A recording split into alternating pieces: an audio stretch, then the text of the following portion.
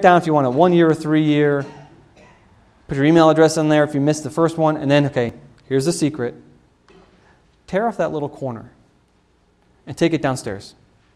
And then we'll take care of you with that little piece of paper. The clipboards will stay up here, and I don't know where they're going to go after the talk.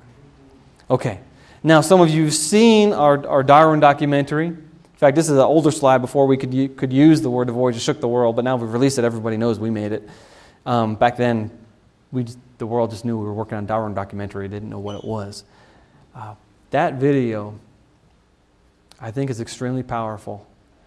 I didn't get to come here and give you an introduction to it, explain why we made it, or what it was supposed to do.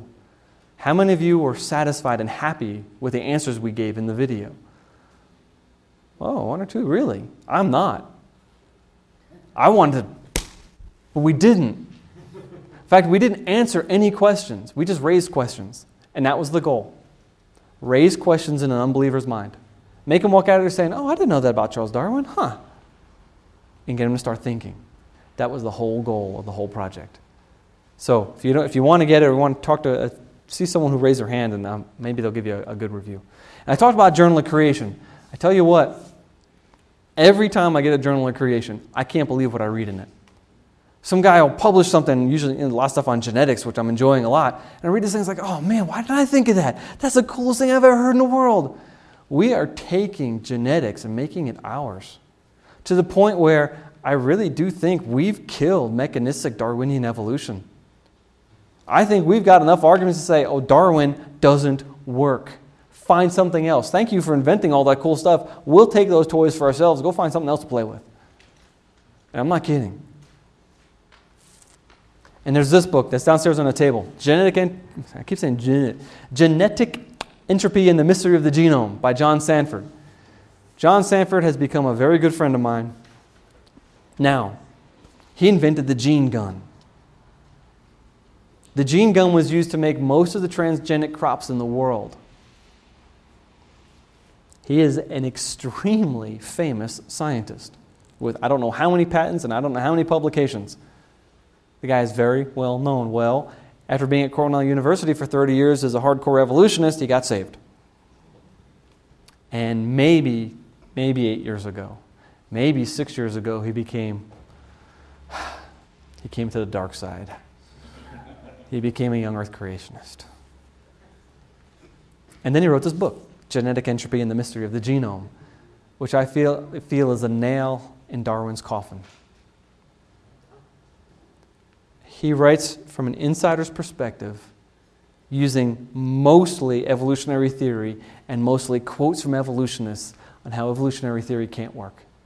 It is, as far as I'm concerned, amazing. There's another book, In the Beginning Was Information by Werner Gitt. Now, when we talk about the genome, when we talk about genetics, we have to talk about information. If I held up, here we go, 2 maps. Imagine these are 2 pages out of a book or just photocopied text. Maybe take the words that I've spoken today, type them up, put them on this page. Take this one and scramble all the letters. Leave this one the same. Which piece of paper contains information? This one. I would defy you to find a physical difference between these 2 pieces of paper. They'd weigh the same letter count, same amount of white space, same amount of black ink. There's no physical difference between them because information has nothing to do with matter.